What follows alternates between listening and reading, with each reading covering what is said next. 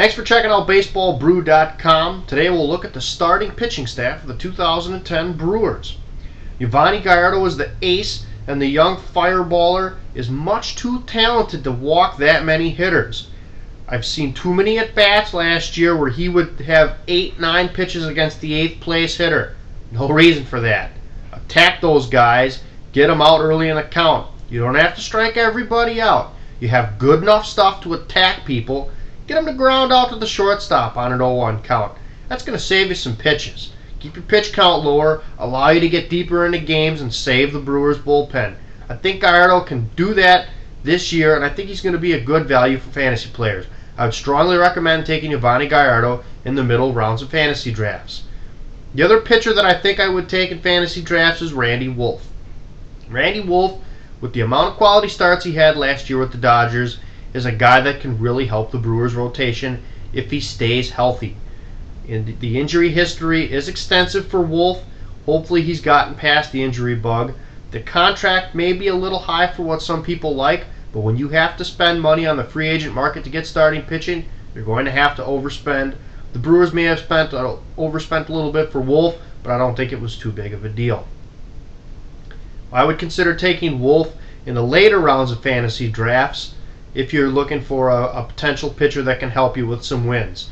The rest of the Brewers pitchers, I would strongly recommend not drafting and watching to see what happens and possibly claiming them off the waiver wire. So, Doug Davis is a pitcher that they signed, is a free agent as well. Davis gives up a lot of gopher balls and walks a lot of hitters. Doug Davis can have games where he is fantastic and lights out. Other games, the train completely comes off the tracks. He grades out as a 5th starter. Unfortunately for the Brewers, that's not what he's going to be. Hopefully Davis is able to pitch a little bit better this year than he did previously with the Brewers. He did have a 200 strikeout campaign with the Brewers, but I'm not too excited about the signing. You also have Manny Parra. Manny Parra, this is the time for him to step up and be a major league pitcher. Rick Peterson's job this year, his #1 job, is to get Parra's head screwed on straight and get Parra to be the pitcher that the Brewers front office thinks he can become. Manny Parra has games where he's lights out, and there are games where runners get on base and the train goes completely off the tracks. I was in the bleachers last year at that White Sox game where he got rocked and got sent back to Nashville after the game. I don't know if he started packing his bags in the 3rd inning or not. I know if I were him, I would have, because you knew he was getting sent down after that. I don't think Parra is a guy that you can give up on, though, because I think left-handers take a little bit more time. This is his time to shine. This is the opportunity that he needs. Parra needs to seize this opportunity. Other candidates for the rotation are Dave Bush. Bush gives up a lot of gopher balls, but he doesn't walk guys. One thing about Bush, though, is he will take the ball every 5th day, and he'll give you a chance to win more games than he loses. He's a lot like Doug Davis, except he's right-handed. Then you have Jeff Suppan, the worst free agent signing in the history of the Milwaukee Brewers. He took that title away from Sean Barry. Suppan turned a great postseason with the Cardinals into a massive contract with the Brewers. When you look at his track record, Suppan's pitching about what he is. He's a .500 pitcher that has a high ERA. Suppan walks too many guys. The announcers love to say, Suppan won't give in. He'd rather walk somebody than allow them to hit their way on. I would rather have Suppan not walk people, because when he walks people, then he gives up gopher balls. Then it's a 2 or 3 run homer instead of a solo shot. So I really don't enjoy watching Jeff Suppan walk people, and I'd like to see him cut it out a little bit. Not sure it's possible, though, as he's an older player, and I think he is what he is. Maybe Rick Peterson can help him. We'll see.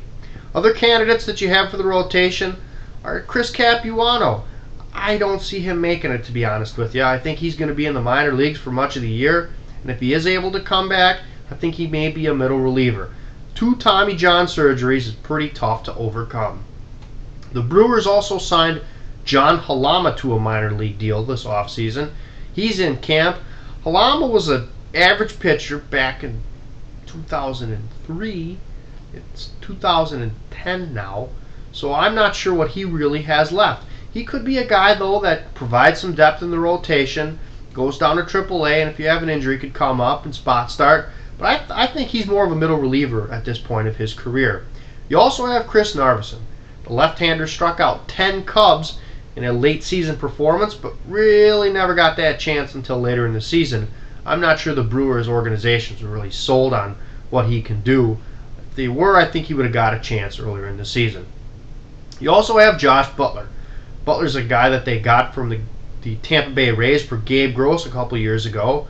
He flew through 4 levels of baseball last season. He looked tired at the Arizona Fall League last year. He strikes me as a candidate for the AAA rotation and someone that maybe you could watch if the Brewers have an injury mid-season.